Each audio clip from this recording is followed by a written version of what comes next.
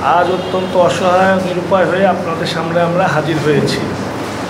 আমি আহমেদ হোসেন মামুন এবং এনাম আহমেদ চৌধুরী তিতাস দুজন আমরা দীর্ঘ ৩৮ বছর যাবৎ রাজশাহী মহানগর বউলিয়া থানার আওতাধীন ফজলা সুপার মার্কেট ইসলামী ব্যাংকের পশ্চিমে হকাস মার্কেটের দক্ষিণে রাজশাহী দোকান পজিশন ক্রয় করে ব্যবসা পরিচালনা করে আসছে।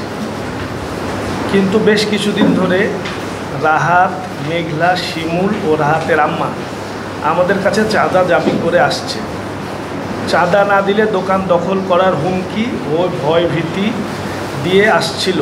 গত ১৯ জুলাই ২০২৪ রাত্রি আনুমানিক ১টার সময় তারা দোকানের তালা ভেঙে তাদের নিজস্ব তালা লাগিয়ে তার উপরে সিমেন্ট বালু খোয়া দিয়ে ঢালাই করে দেয়।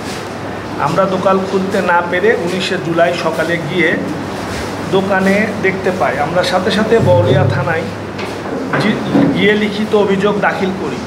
এই সময় কর্মরত অফিসার বলেছিলেন বিষয়টি যাচাই বাছাই করে ব্যবস্থা নেওয়া হবে। অবৈধ দখলবাজরা যখন শুনে আমরা পুনরায় ২৪শে জুলাই ২০২৪ থানায় গিয়ে লিখিত অভিযোগ দিই।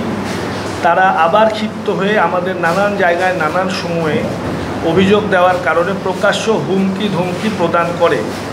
আজ সর্বশেষ ২ আগস্ট ২০২৪ সকালে দোকানের সামনে উপস্থিত হলে দেখতে পাই দোকানের শাটার, দেয়াল, তালা ভেঙে তারা নগদ টাকা, মালামাল সহ যাবতীয় লুট করে নিয়ে যায়।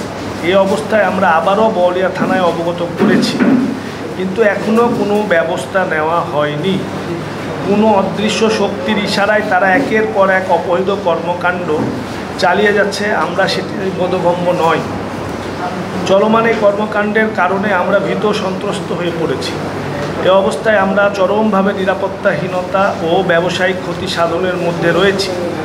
তাই আমরা মাননীয় রাজশাহী মহানগর পুলিশ কমিশনার মহোদয়ের দৃষ্টি আকর্ষণ করছি, তিনি যেন আমাদের দোকানগুলি অবৈধ দখলবাজদের থেকে উদ্ধার ও চাঁদাবাজি আইনের আওতায় নিয়ে এসে ব্যবস্থা গ্রহণ করেন। ভাইয়ের মোবাইলের দোকান, আমাদের কম্পিউটারের দোকান মালিক, ওরা হলো জমির মালিক, আর আমরা হলাম পজিশন হোল্ডার।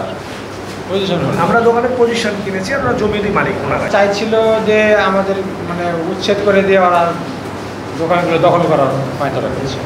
হ্যাঁ, ওরা আমাদের কাছে আর 5 বছর ধরে, গত 5 বছর ধরে ওরা ভাড়া গ্রহণ করে না। তখন আমরা রেন্ট কন্ট্রোলে কোর্টে ভাড়াটা জমা দিয়ে আসছি।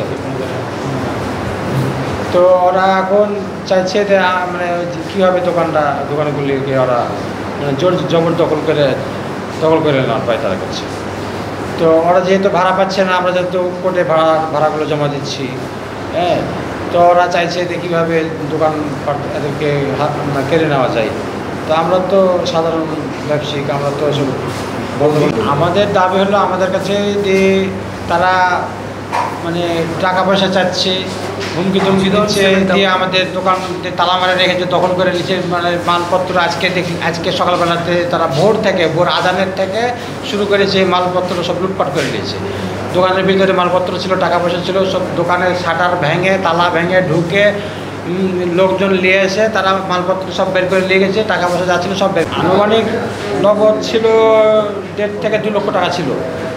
আর মালামাল ছিল মোটামুটি মোবাইল নতুন সব মোবাইল ছিল, মোটামুটি 15 থেকে 20 লাখ টাকার মতো মালামাল ছিল। যে ওনারা যে দোকান ভাঙছে সে সিডি ফুটেজ আমাদের কাছে আছে।